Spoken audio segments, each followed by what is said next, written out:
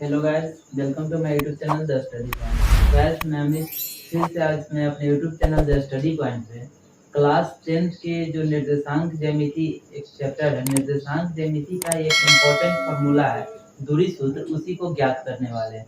क्या दूरी सूत्र यानी डिस्टेंस फार्मूला हम लोग किस प्रकार से उसको निकाल सकते हैं, उसी का आज हम लोग डिस्कस करने वाले हैं। तो गाइस, आज हम लोग का हेडिंग है दूरी सूत्र प्राप्त करना, यानी दूरी सूत्र को किस प्रकार हम लोग प्राप्त करेंगे, ज्ञात करेंगे, उसी को हम लोग डिस्कस करेंगे। जैसे गाइस, उसको ज्ञात करने के लिए सबसे पहले हम लोग को मान लेते हैं दूरी निकालना है। तो दूरी कम से कम दो व्यक्तियों के बीच में या दो वस्तुओं के बीच में निकाला जाता है। तो सबसे पहले हम लोग दो बिंदु मान लेते हैं, फिर उसके बाद उस दोनों के बीच में क्या निकालेंगे, दूरी निकालेंगे। जैसा कि गाइस यहाँ पे हम लोग लिखे है हल में, माना कि a x1, y1 तथा b x2, y2 दो बिंदु है। देखिए यहाँ पे ग्राफ में हम लोग दो बिंदु मान लिए है, एक a है और दूसरा का क्या है, b है। a का निर्देशांक x1, y1 है और b का निर्देशांक x2, y2 है। सबसे पहले अगर हम लोग दो बिंदु नहीं मानेंगे तो हम लोग दूरी किसके बीच में निकालेंगे, इसलिए हम लोग यहाँ पे दो बिंदु मान लिए, एक a और b, और a और b के बीच में हमको क्या निकालना है, दूरी निकालना है कि a और b कितने डिस्टेंस पर, मतलब कितने दूरी पर वो दोनों स्थित है, उसी के बीच के हमको क्या निकालना है, दूरी निकालना है। तो गाइस यहाँ पे हम लोग दो बिंदु a और b मान लिए हैं। a का निर्देशांक x1, y1 है और b का निर्देशांक क्या है, x2, y2 है। कुछ भी मान सकते हैं, लेकिन यहाँ पे हम मान लिए x1 और y1 और इसका मान लिए x2 और y2। तो गाइस यहाँ पे फिर उसके बाद हम लोग देखिए, समझना है यहाँ पे इसका निर्देशांक है x1 और y1। कहने का मतलब हुआ कि यह जो बिंदु A है वह मूल बिंदु से x अक्ष पर कितने दूरी पर है, x1 पर, और मूल बिंदु से y अक्ष पर कितने दूरी पर है, y1 पर। इसलिए यहाँ पे देखिए मूल बिंदु A हो गया, x अक्ष और y अक्ष के कटान बिंदु को ही मूल बिंदु कहा जाता है, जिसका निर्देशांक 0, 0 होता है। तो देखिए मूल बिंदु से x अक्ष पर जो है वो x1 दूरी पर है और y अक्ष पर वो कितना दूरी पर है, y1 दूरी पर। तो यहाँ से लेकर यहाँ तक की दूरी यह x1 कहलाएगा और यहाँ से लेकर यहाँ तक का दूरी क्या कहलाएगा, y1। इसलिए हम यहाँ पे लिख लिए x1 और इसको लिख लिए y1। फिर क्या यहाँ पे देखिए जो b का निर्देशांक है x2 और y2, तो फिर यह मूल बिंदु से उस वस्तु तक के दूरी को क्या, उसके y x अक्ष के दूरी को क्या बोलेंगे, x2, और y अक्ष के दूरी को क्या बोलेंगे, y2। यानी कहने का मतलब मूल बिंदु से यहाँ तक का दूरी x2 कहलाएगा और यहाँ से लेकर के और उसके वस्तु यानी बिंदु b जो है उसके बीच की दूरी क्या कहलाएगा, y2 कहलाएगा। तो गाइस यहाँ पे हम लोग देख लिए कि ये हो गया x1 और ये हो गया x2। तो गाइस हम यहाँ पे अगर इसका दूरी निकालना चाहेंगे, इसका दूरी इसलिए निकाला है क्योंकि हमको यहाँ से एक जो ट्रायंगल बना है, जो उसके साइड का लेंथ हमको मालूम चल जाए। तो गाइस यहाँ पे इसका दूरी अगर हम लोग ज्ञात करना चाहेंगे तो सबसे पहले क्या देख रहा है कि यहाँ से लेकर यहाँ तक का दूरी कितना है, x2, और यहाँ का दूरी कितना है, x1। तो इस x2 में से x1 को घटा लेंगे इतना, तो ई वाला मिल जाएगा। इसलिए हम लोग बड़ा दूरी में से छोटा को घटा लिए, तो ई वाला दूरी मिल गया, यानी x2 माइनस x1। तो x2 माइनस x1 कैसे मिला है, बड़ा में से छोटा को क्या किए, घटा दिए। उसी प्रकार गाइस यहाँ पे समझना है, कहने का मतलब होगा कि ई है y1 और ये बड़ा वाला क्या है, y2। तो अगर हम ई दूरी निकालना चाहेंगे तो यहाँ पे क्या कर सकते हैं, यहाँ पे ई बड़ा वाला दूरी में से छोटा वाला दूरी घटा लेंगे, तो y2 माइनस y1 करेंगे तो ये दूरी मिल जाएगा। इसलिए गाइस यहाँ पे हम लिख लिए है यानी b और c के बीच का, यहाँ पे c एगो बिंदु दे दिए अपना मन से।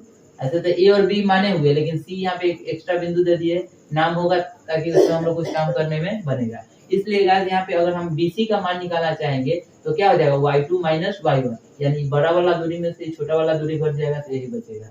तो गाइस हम आशा करते हैं कि ये जो पॉइंट लिखे x2 माइनस x1 और इसको y2 माइनस y1 ये समझ में आया होगा। फिर से एक बार और डिस्कस करते हैं। कहने का मतलब होगा कि मूल बिंदु से यहाँ तक का दूरी x1 है, फिर मूल बिंदु से यहाँ तक का दूरी कितना है, x2। तो x2 में से x1 घटाएंगे तो a वाला दूरी मिल जाएगा, यानी बड़ा में से छोटा घटाएंगे तो a वाला दूरी मिल जाएगा।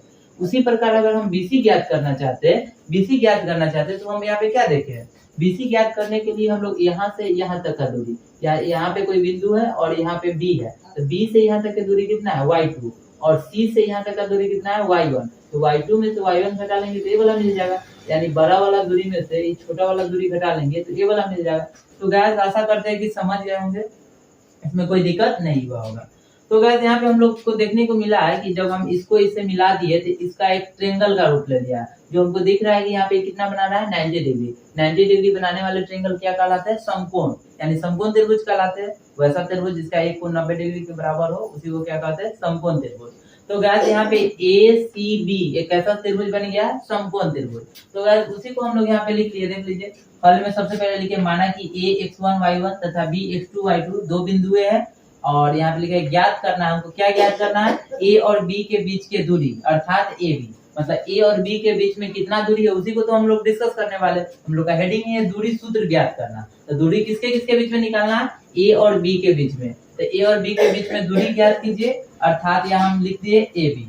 ए और बी के बीच में दूरी ज्ञात कीजिए या अर्थात हम लोग क्या लिख दिए? A B. फिर गाइस यहाँ पे प्रूफ में हम लोग क्या चले? प्रमाण में। प्रमाण में यहाँ पे हमने लिखा है कि यहाँ समकोण त्रिभुज एसीबी में, देखिए यहाँ पे समकोण त्रिभुज एसीबी, यहाँ पे एसीबी एक त्रिभुज है जो कैसा त्रिभुज है? समकोण त्रिभुज है। यानी समकोण त्रिभुज एसीबी में हम लोग क्या देखते हैं?